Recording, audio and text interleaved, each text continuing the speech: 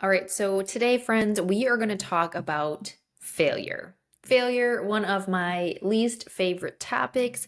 Anyone who is a perfectionist, recovering perfectionist, even the word failure is like nails on the chalkboard. You're like, I don't fail. I don't even know what that is. So I want to talk today a little bit about why your fear of making a mistake is actually holding you back from what you can become. And actually, that's part of the process. So, this actually came to me, this whole idea came to me of why I wanted to talk to you about this when I was sitting on the floor of our unfinished, sawdust filled home office with my amazing assistant and team member, Katie. And so, for a little context, we are remodeling lots of different projects going on at our house. So, my home office is a mess.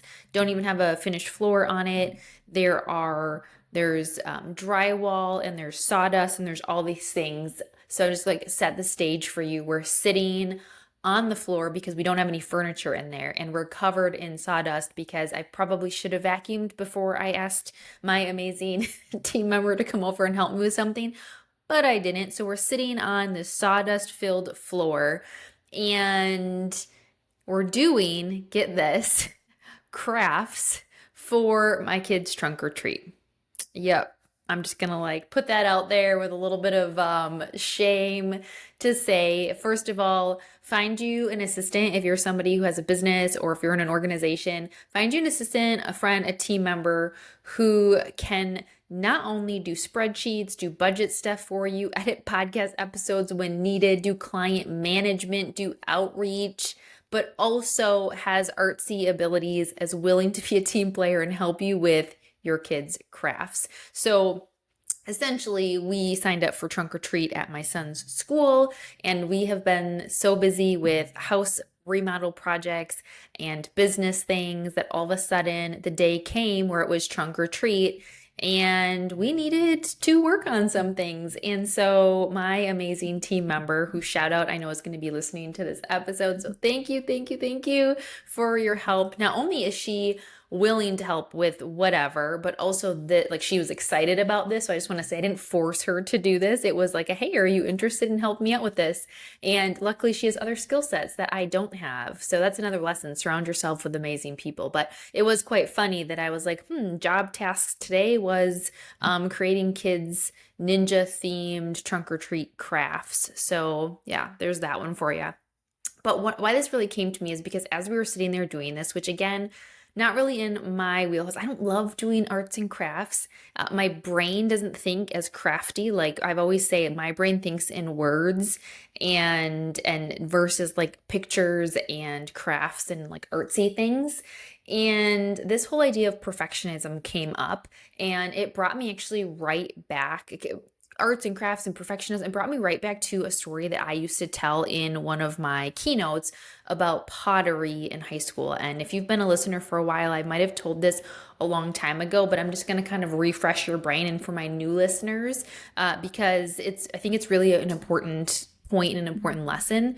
And so I've talked about being, one of those, and I connect a lot. A lot of my clients are the same way, of these high achievers. You have really high standards. I tend to work with a lot of high performing leaders, teams, organizations, or who want to be that way. So you kind of are wired in this certain way, right? Where you try and strive for excellence.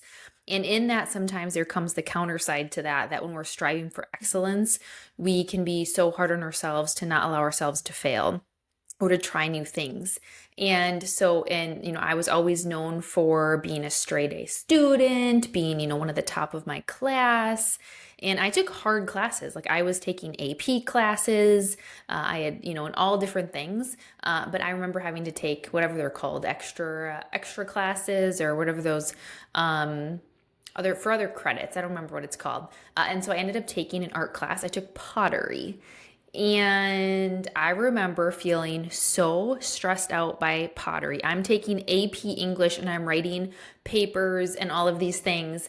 And that wasn't stressful to me, but the pottery class was incredibly stressful because I didn't exactly know how to do. Again, my brain is just naturally, everyone has natural things that they're good at, and my brain and just innately doesn't think in that way. And so I remember being so overwhelmed of like, how exactly do I form the clay? I wanted the exact formula for how to make the perfect pot or the perfect pottery thing, right? And I felt like I wasn't doing well. And so I remember just gonna say, you can drop courses within a certain amount of time in school. I remember being so overwhelmed because I wasn't doing well, quote unquote, not doing well for me was a B. And I wasn't enjoying it, first of all, which I think is a big part of it. I wasn't, if I was enjoying it, I think that would have been a different story, but I wasn't enjoying it. And if I'm being totally honest with myself and totally honest with you, I was getting a B, which was not, that was going to bring down my GPA. That was going to bring down my perfect grades. And so I remember dropping pottery. And still to this day, I point back to that story because that was, again, the caveat of like I wasn't really enjoying it versus if I was enjoying it, that would be a little bit different. But for me, it was largely driven by the fact that I didn't think I was going to be perfect at it. And that can be really a big hindrance for us trying new things. And when I look back, it probably would have been the best thing for me to continue having done that and pushed myself to do something like that I wasn't perfect at, right? And so I share that story because her and I were sitting on this, this floor. We were doing these crafts, and they're not really my thing. I was saying it doesn't really come natural to me, and I'm kind of that perfectionist. And so I wanted to know exactly. I always want to know exactly how to do it. Like, what is the exact formula? And if I can't do it perfectly, I don't want to do it. And that's why I also joked, like, that's why I like to bake instead of cook, because when you bake, there is a formula for success. Like, you put this amount of butter, this amount of powdered sugar, this amount of sugar or flour in, versus cooking, it's kind of trusting your own instincts and throwing things in, right? And so we were talking about this because she definitely has more of this just like try it out, just do it. And she had asked if I had ever done any of those wine and paint nights. Have you ever done one of those? And I said, yes, it was so stressful because I wanted to know exactly how to hold the paintbrush, exactly where to put my hand, right? And she, on the other hand, said she just tries it and she just sees if it works. So it was so interesting to me because it's something that I've personally actively have worked on, and I had to let go a lot of that as a business owner. Like, if you're somebody who's gotten into a new industry, if you're a business owner, if you've taken on a leadership position, you've done something you haven't done before, you have to really let go of that, because I can just tell you there's so many things now that I have to do that I had never done, and rarely things go the way that we want them to or the way that we expect them to. And so that's something you learn, but all these little moments that just remind you of that. Because here's the thing, there's no one path to success.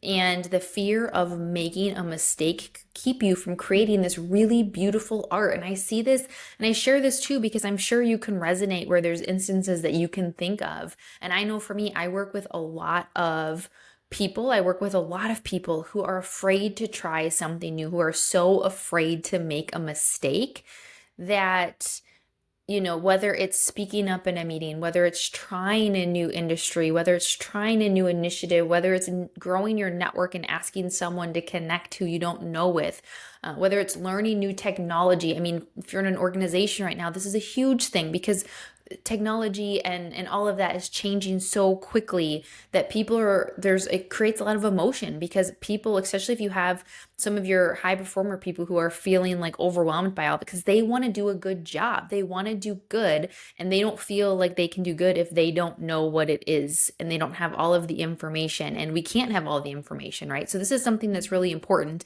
and if they don't feel like they're going to be set up for success, they might not want to even try it at all. And so just really thinking about that fear of making a mistake and how that can really keep you from stepping into something really amazing. And so there's a couple things that I always think about is how do we get through this? How do we work through this? Is sometimes it's just forcing yourself to do it. Like now I have a lot of moments and a lot of instances where there's something that I might be uncomfortable with and I just force myself to do it. So that might be the thing you need to do is just get through that uncomfortableness and purposely do something that you think you might fail at first, because that's the only way that we build the muscle and the comfort level to do it. The other thing is sometimes it's surrounding yourself with people that will push you, that will be like, try it, like they're the person that you're scared to like jump off the diving board or something, and you're like, okay, I just need you to push me and push me off, and they'll push you off, right, without hesitating. So you might need to surround yourself with somebody who will push you to take that step, to try that thing, even if you fail, and then is going to be there ready to give you a high five, a hug, whatever you need, just a words of encouragement when you fail and when you feel lousy about it. It's also surrounding yourself with people, though, who have other strengths than you. Like I think of Katie, and just kind of joking again, this was literally doing arts and crafts, but she came up with so many cool ideas for us to implement. And I was like, okay, you take on the leadership role right now and you tell me what you need me to assist you with, because you've got the vision right now and I'm just here to help you out, right? So it's surrounding yourself with people who have different strengths than you so that you can be well-rounded, and so that yeah, you can fail on your own, but you also know that you're surrounded by other people, that the things that you're not so good at, that they'll be good at. And, it was really funny because I was joking, but sort of like not joking, that I would rather have written a 20-page paper in school with the AP references. Listen, if you are listening to this episode right now and you had to do the AP references, please send me a message, because I loved them. Like, the certain formatting you had to do to reference, if it was a website versus a book versus an article, and where you put the comma and where you put the period and where you put the parentheses.